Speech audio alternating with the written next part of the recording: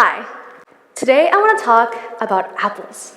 But wait, before you get confused, I promise there's a meaningful point. When I was 8, I had a very specific job. Every time my grandmother brought me to the supermarket, my task was to choose the apples. But not just any apple. They had to be perfectly round, flawlessly red, and most importantly, unblemished.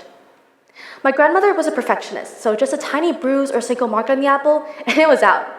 And from constant practicing, I quickly became a pro. My eyes would scan the aisles of apples, picking the ones that only looked perfect enough to be eaten. But what was so wrong with an apple that just didn't look good enough? Hi, my name's Pi, and today I want to talk about that. Not the apples, of course not, but the invisible bruises and blemishes that we as women are constantly told we carry, and how this obsession with unblemished perfection can define our entire lives, trapping us in a cage that we don't even realize exists. Now I'd like to tell you guys a story, one I haven't told many, not my parents, not my closest friends. Last summer, I was in Germany with my sister and cousin, and we had to take this train from Frankfurt to a nearby town to meet a family friend. And at the station, my uncle came to help us out. And as he, my sister, and cousin were putting our luggages away into a locker, they had their backs turned towards me. And that is when I felt a touch. A slight touch on my bottom, and I froze. And as I quickly looked up in the direction, I met the man's gaze as he quickly looked away and walked on into the far distance. I was so shaken and so terrified that till this very day, this story has always remained an invisible bruise on my body that I could never erase. Just 2 days ago, me and my friends were taking photos on a sidewalk after we had dinner, and that's when we met a guy. He walked in and said something that I couldn't even hear and stared at us. But it made us so uneasy that we just ran away immediately. It wasn't because he did anything extreme, but it's because fear is now instinct. And that was when my first invisible cage was built, by fear. And these experiences makes my mom very concerned with what I wear. She means the most to me, and I know she's just trying her best to protect me, but it could feel so unfair sometimes. I remember being so mad at her once for making me change out my favorite jean shorts for a pair of ugly long pants I didn't want to wear just to take a cab or public transportation to meet my friends. But why? Was it because of my appearance, or was it because of my perceived vulnerability, the thought of others that dictated my freedom to move? It is unacceptable that we are expected to change ourselves, how we look, or how we dress, how we talk, just because some people lack basic respect. And it's not just strangers or well-meaning parents, it starts really, really young. School, where boys toss careless comments around targeting a girl's appearance.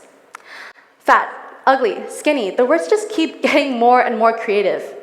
It's not everyone, of course not, but it's the very few that made me learn how to be cautious and to feel less safe in public areas. Because every single just for fun joke can create an invisible cage because we never know what someone is going through behind their bodies, what truly hurts. These experiences are part of a bigger picture, illustrating how appearances can shape our safety, freedom, and sense of self. The term the gaze. It's used to describe the critical way society looks at and evaluates women, creating these invisible cages. And this invisible cage extends into professional fields. A report by the American Psychological Association reported that conventionally attractive women are more statistically likely to be hired, promoted, or given leadership roles. In another 2023 study by the Psychology of Women Quarterly, researchers has found that when women are criticized, over 67% of insults target physical appearances first, before character, before intelligence, before actions. And meanwhile, for men, it's less than 23%. This reflects perfectly where society places its values and where it aims its verbal weapons, directly at appearance. So if our bodies and appearances can limit our safety, restrict movements, shape professional opportunities, and be the first target for insult, then is our body truly what is limiting us? Well, I'm here to tell you today that no, It is not our bodies, but the gaze upon it. The belief that a woman's worth is her appearance. We're taught to curate, protect, and alter our bodies, not for ourselves, but for how we will be perceived. And it gets really, really sad because sometimes it's not just to be prettier or to feel more attractive. Sometimes it's just to have the privilege to feel safer. And this constant monitoring becomes very, very natural. At least for me. Every time I leave the house now, I catch myself asking, is this appropriate enough? Will this look good on me? Will this bring me danger?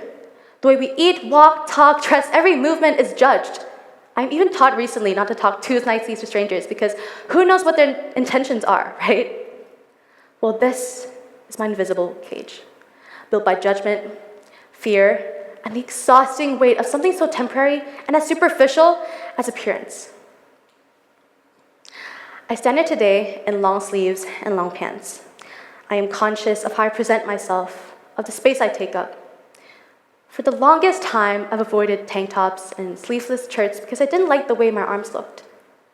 It's a small thing, maybe, but it's another invisible cage built by fear, a fear of judgment, a fear of not meeting an unspoken standard. But what if we could simply choose differently? What if we could take back the power to define ourselves so fully that their judgments lose all meaning?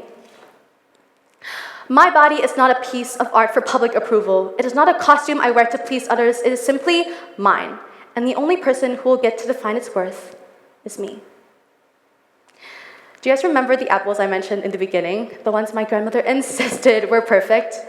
Well, it turns out every time we got home, these apples would be peeled bare. Its flawless, perfect skin would be discarded without a second thought, just to make, guess what? Apple pie. Yeah, I know.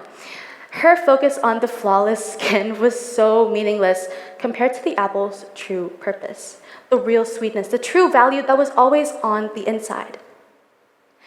And isn't that just like us?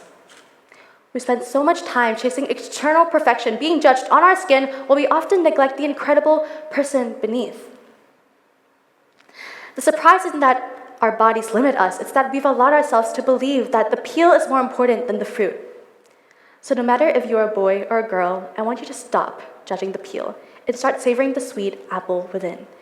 Because once we start to recognize the invisible cage for what it is, a construct, not a reality, that is when we'll be able to dismantle it little by little, brick by brick, and truly break free. Thank you.